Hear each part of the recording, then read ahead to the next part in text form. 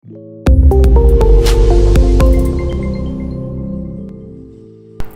forget to like, comment, and subscribe.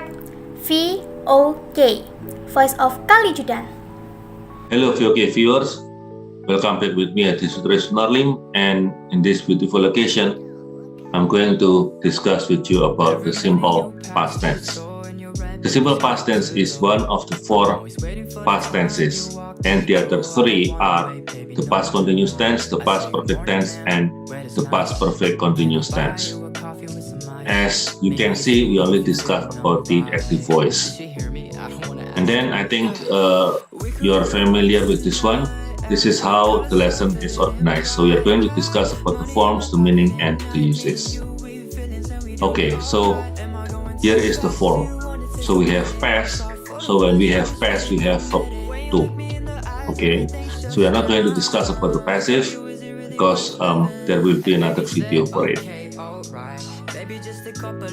Okay, so this is the pattern of the active voice. We have the subject and then the past form of the verb. Okay, and verb 1 plus D or ed. Verb 2 is for irregular verbs, and the suffix D or ed is for the regular verbs. Okay, next. Now, when we talk about the past tense, the simple past tense, we have to master these 5 patterns. Okay, we have the positive, we have the negative, we have the question, yeah, and then question with question word, and then there is one more, that is when we ask about the subject. Okay, so among the 16 tenses, only the simple past tense and the simple present tense that have these 5 patterns. And this is the first one, the positive pattern. First of all, write a subject. The addition of D or ed is valid only for the regular verbs. For example, I, you, he, she, it, we, you, they work fast.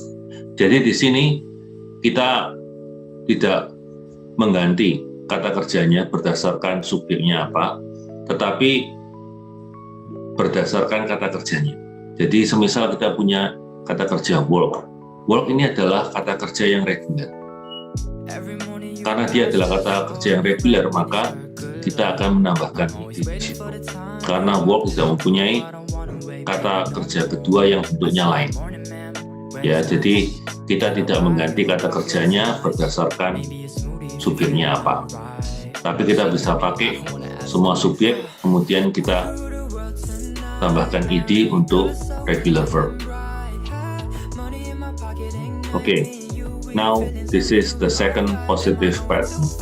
What you need to do is to write the subject, yeah, and I put in yellow. You need to supply the past form instead, and this is pure memorization. Pure memorization. So ran, you have to know that the verb ran atau berlari itu dari kata kerja to run, ran, run. Di sini kita tidak peduli subjeknya apa, tetap kita akan menggunakan ran. Jadi tidak ada lagi tambahan D atau ed, karena tambahan D atau ed itu hanya untuk kata kerja yang regular. Dan to run, ran, run adalah kata kerja yang irregular, karena bentuk pertama, kedua, dan ketiga itu bisa lain sekali dan tidak ditambahkan akhiran ed untuk kata kerja kedua maupun ketiga, sebagaimana yang kita tambahkan untuk bentuk kata kerja yang reguler. Jadi di sini kita sekali lagi saya tekankan tidak perlu menambahkan ed, dan semua subjek tetap kata kerjanya tetap verb kedua tanpa tambahan apapun. Kemudian ada yang bertanya begini, loh, kata kerja ini ada yang regular, ada yang irregular. Itu bagaimana kita tahunya? Seperti yang saya tulis di atas, ini adalah pure memorization. Artinya adalah bahwa Anda harus menghafalkan. Jadi ini memang hafalan murni. Kalau nggak hafal bagaimana? Ya Anda tidak akan bisa membuat kalimat dalam bentuk past tense secara benar. Karena kalian harus menghafal. Tahunnya bagaimana? Satu kata kerja ini adalah kata kerja regular atau irregular. yaitu sekali lagi harus diingat, ya, harus diingat. And then this is the negative pattern. It is very easy actually, yeah. We put did not, and then we have to put the infinitive form of the verb. For example, I, you, he, she, it, we, you, they didn't work fast or did not work fast. Ya, sekarang bagaimana untuk kata kerja yang tadi irregular seperti run, run, run, tetap sama. Maka pada saat menjadi negatif, kata kerja baik yang tadinya itu regular maupun irregular harus kembali ke verb pertama. Seperti ini. Jadi rumusnya negatif itu adalah kita tambahkan did not plus verb pertama. Oke, so among the 16 tenses, dari 16 tenses yang kita tahu, hanya ada 2 tenses di mana pada bentuk negatif dan tanya, kata kerjanya berubah menjadi verb pertama. Kedua tenses tersebut adalah simple present tense yang kita telah belajar sebelumnya, serta yang kedua adalah tense ini, yaitu simple past tense yang sekarang kita sedang diskusikan. Oke, sekarang kita lanjutkan.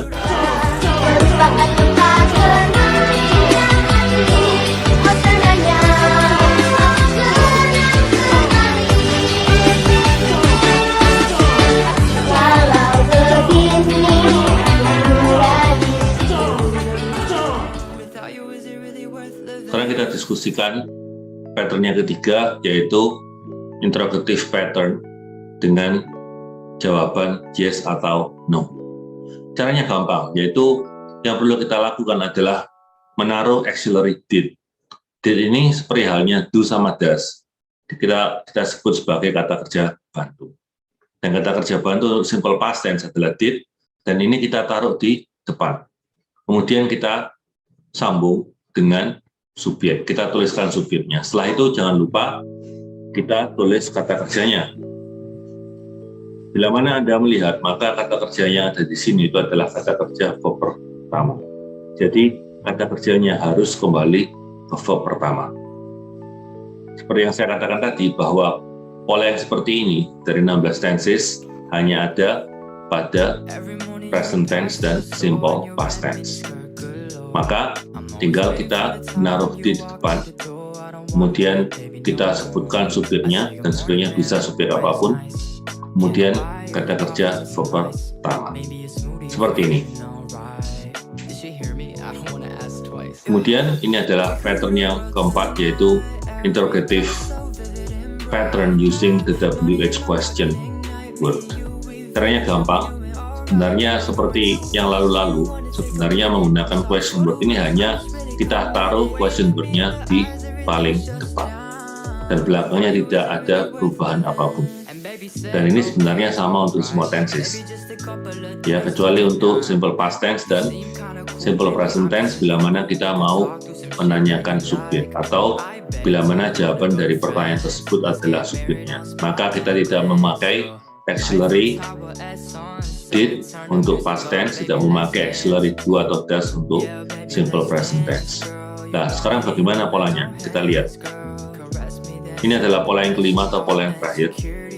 Jadi sebenarnya kenapa kok hanya kata tanya kemudian langsung kata kerja bentuk past tense di sini? Seperti misalnya who walked fast, who ran fast. Karena jawaban dari pertanyaan ini adalah subjek dari kalimat. Bila mana pertanyaan tersebut jawabannya adalah subjek dari kalimat, maka tidak perlu menggunakan did.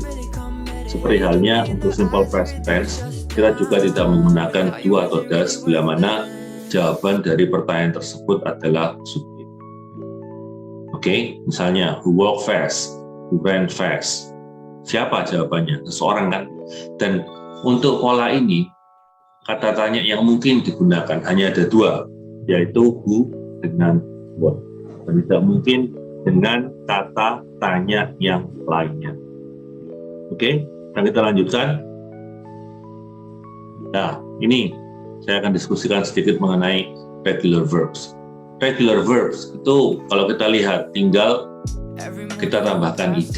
Tapi beberapa hal kita harus ingat bahwa seperti misalnya kata try, carry, itu kenapa kok menjadi ied?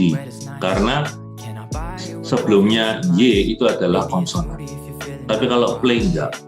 Kalau play, seperti yang kita lihat di kolom yang kedua. Enjoy, karena depannya adalah huruf. Maka kalau misalnya depannya adalah huruf mati, maka y-nya itu berubah menjadi huruf i. Seperti itu ya. Dan sebenarnya pengucapannya itu adalah itu aja. Misalnya killed, jumped, agreed, like, escape. Nah, tapi yang paling atas ini di kolom yang pertama itu kita punya kata kerja start, karena dia berakhiran dengan de ya di sini, maka kita nggak bisa kalau kita tambahkan d saja, nanti tidak kebaca. Oleh karena itu kita tambahkan ed, dan untuk pengucapannya akan menjadi t. For example, started. Bila mana kita ada kata kerja decide, ya mungkin nggak ada di sini ya, tapi kita tahu design itu walaupun belakangnya e, tapi sebenarnya pada saat kita baca itu e-nya kan silent. Maka untuk bentuk regular verb seperti ini dalam bentuk past tense kita tambahkan d saja. Namun bacanya harus decided, did, seperti itu. Ya, oke. Kemudian ini ringkasan aja sebenarnya. The man planned to visit his grandchild 3 weeks ago. Kalau kita buat menjadi bentuk kalimat negatif, maka the man did not plan to visit his grandchild 3 weeks ago. Ingat, kalau bentuk negatif belakangnya harus kembali ke verb pertama. Kemudian selanjutnya adalah did the man plan to visit his grandchild 3 weeks ago. Maka ini adalah bentuk pertanyaan, di mana jawabannya ya atau tidak. Kemudian pertanyaan berikutnya ini adalah pertanyaan di mana jawabannya adalah subjek dari kalimat tersebut. Maka kita tidak perlu memakai did, langsung aja who planned to visit his grandchild 3 weeks ago. Kenapa kok tidak ada did-nya ya? Karena kan nggak ada subjeknya. Maka did-nya itu lari ke belakang menjadi langsung verb kedua. Itu penjelasannya. Kemudian di sini ada kalimat yang lain, contoh yang lain. When did the man plan to visit his grandchild? Jadi jawabannya adalah 3 weeks ago. Maka when did the man plan to visit his grandchild? Nah, untuk pola kalimat tanya ini sebenarnya pola kalimat tanya yang biasa, yaitu question word depan diikuti oleh auxiliary, subjek, kemudian verb untuk yang pertama atau infinitif. Oke, ini adalah beberapa contoh untuk regular verbs. Buy, bought, come, came, do, did, fly, flew, get, got, go, went, have, had, keep, kept, pay, paid, run, ran, see, saw, sleep, slept, take, took, tell, told, think, thought. Nah, untuk bentuk irregular verb maka memang harus benar-benar dihafalkan. Tanpa menghafal maka tidak akan bisa. Nah, saya sarankan saja kalau kalian menghafal sekaligus dengan menghafalkan bentuk yang past participle-nya sekalian, karena sekali jalan. Misalnya kita lihat buy, bought, oh ternyata kedua dan ketiga sama. Come, came, come, oh ternyata yang pertama dengan yang ketiga sama, hanya yang kedua yang berbeda. Do, did, done, oh ternyata bentuk pastnya berbeda dengan bentuk past participle-nya, dan ketiganya beda. Fly, flew, flown termasuk juga yang semuanya beda. Jadi saya sarankan saja bahwa kalau menghafalkan langsung dengan verb ketiganya. Go, went, gone juga semuanya lain. Have, had, kebetulan kedua dan ketiga sama. Keep, kept, dua dan tiga sama. Pay, paid, dua dan tiga sama. Run, ran, maka bentuk ketiga sama dengan bentuk pertama. Kemudian ada see, saw, seen, ketiganya beda. Sleep, slept, maka dua dan ketiganya sama. Take, took, taken, ketiganya beda. tell, told, 2 dan 3 sama. Kemudian think, thought, 2 dan 3 sama. Ya, jadi ada baiknya kalau kita belajar langsung saja kita hafalkan bentuk kedua dan ketiga. Kemudian di sini ada sedikit contoh, ya kita lihat. The man saw his grandchild 3 weeks ago. Nah, kalau misalnya kita mau buat menjadi bentuk negatif, maka kita menggunakan did not, kemudian see. Nah, ada pertanyaan juga, Sir, kenapa kok the man saw, itu kenapa kok tidak the man saw not atau not saw? Yaitu sesuatu yang nggak bisa saya jawab ya, karena bahasa mereka memang demikian. Jadi kita jangan membuat pola-pola sendiri. Ya, jadi Anda pun tanya dengan orang Amerika, tanya dengan orang Inggris, tanya dengan orang Australia, kenapa kok tidak mengatakan saw not atau not saw? Ya mereka jelas tidak bisa menjawab pertanyaan ini karena mereka dari kecilnya memang ya kebiasaannya seperti itu. Jadi bahasa itu kan sebenarnya suatu convention, suatu hal yang disetujui bersama. Ya, hal yang sama juga kita nggak bisa menanyakan misalnya kenapa kalau dalam bahasa Jawa 20 itu 20, tapi begitu kita bilang 21 itu selikur, mungkin bagi yang nggak tahu bahasa Jawa mungkin 20 tahu, ditambahkan 1, 20 siji, 20 loro, 20 telu, 20 papat, 20 5, padahal nggak ada itu semuanya. Yang ada adalah selikur, 22, 23, 24, dan 25 itu bukan 25 atau 25, tetapi selawe. Nah, hal yang seperti itu kita memang harus perhatikan. Jadi dalam bahasa itu kita harus siap untuk belajar mengenai hal-hal yang irregular, ya hal-hal yang tidak teratur, di mana hal-hal ini memang secara natural diucapkan demikian. Oke, semoga hal ini memberikan Anda sekalian sedikit pemahaman, ya. Oke, sekarang kita lihat yang bentuk tanya dengan yes no question. Did the man see his grandchild 2 weeks ago? Jadi di sini kalau kita lihat, maka di depan kemudian diikuti oleh subjek dan kata kerja bentuk pertama. Kemudian yang berikutnya, who saw his grandchild 3 weeks ago? Jadi di sini kita mau membuat pertanyaan di mana jawabannya adalah the man. Maka karena dia adalah subjek dan sebagai jawaban, maka kita tidak menggunakan auxiliary did, jadi langsung verb kedua.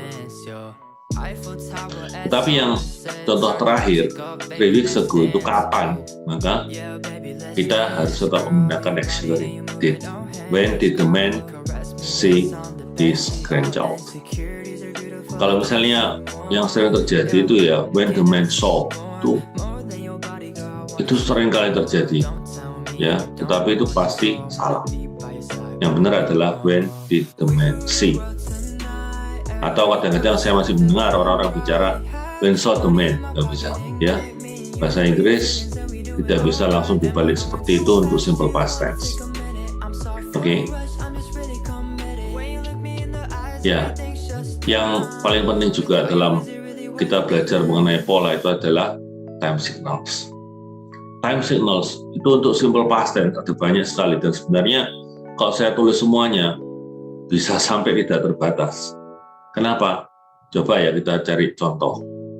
1 hari yang lalu atau kemarin itu yesterday, 2 hari yang lalu 2 days ago, 3 hari yang lalu 3 days ago, 4 hari yang lalu 4 days ago, 5 hari yang lalu 5 days ago, dan kita bisa urutkan sampai tidak terbatas harinya, jumlah harinya. Maka untuk time signals dari simple past tense itu sama dengan simple present, jadi tidak terbatas.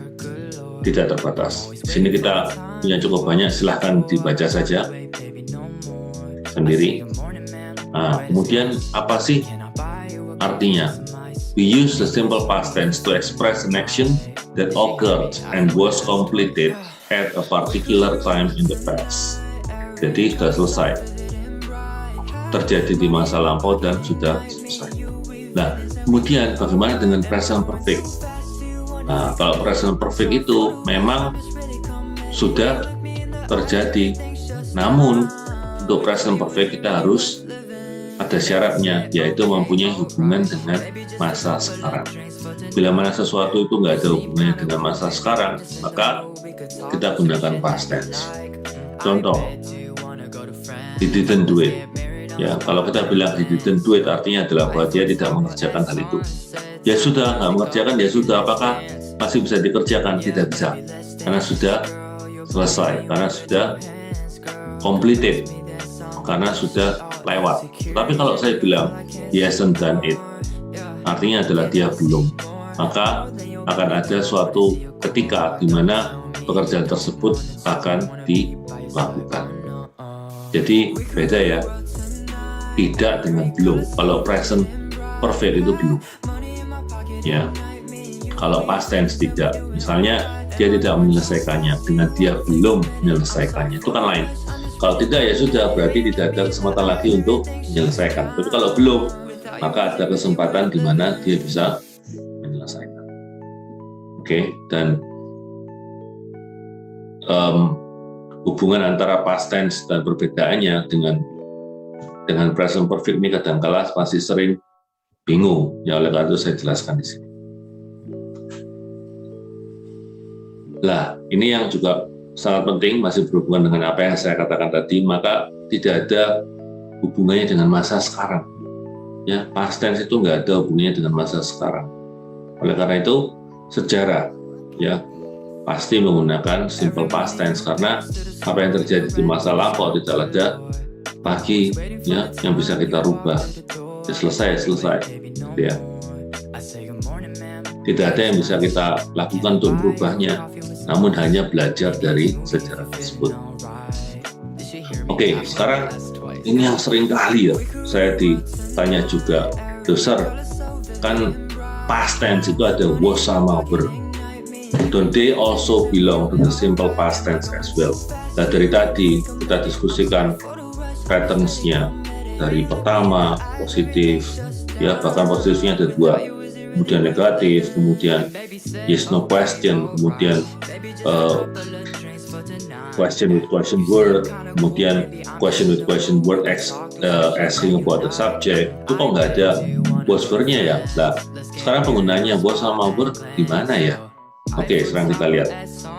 Sebenarnya penggunaan was atau were dalam bentuk simple past tense itu sama persis dengan penggunaan am is are yang diikuti oleh non-verbs. Nah, apa saja non-verbsnya? Mari kita lihat. Oke, jadi to be untuk past tense adalah was were, dan bila mana dia tidak diikuti oleh kata kerja, maka kita bisa lihat di sini bahwa yang ada adalah kata benda. Yang kedua kata sifat, kemudian kata keterangan waktu, kemudian kata keterangan tempat, dan yang terakhir adalah prepositional phrase atau frasa preposisi. Jadi misalnya kita mau bilang he an athlete, nggak bisa.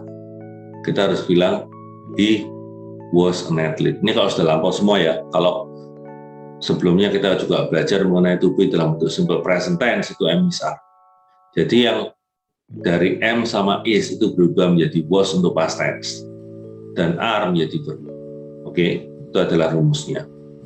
Kemudian yang kedua, bila mana kita mempunyai subjek, kemudian diikuti oleh kata sifat, harus dengan to be. Nah, karena di sini kita membahas mengenai simple past tense, maka kalimatnya juga simple past tense. The issue was sensitive. The issue was sensitive. Kalau present bagaimana? Ya is, gitu ya. Oke, sekarang yang ketiga adalah subjek, to be, adverb of time atau kata keterangan. Contoh, the meeting was this morning. The meeting was this morning. Besar kalau meetingnya besok ya is, bukan was karena besok.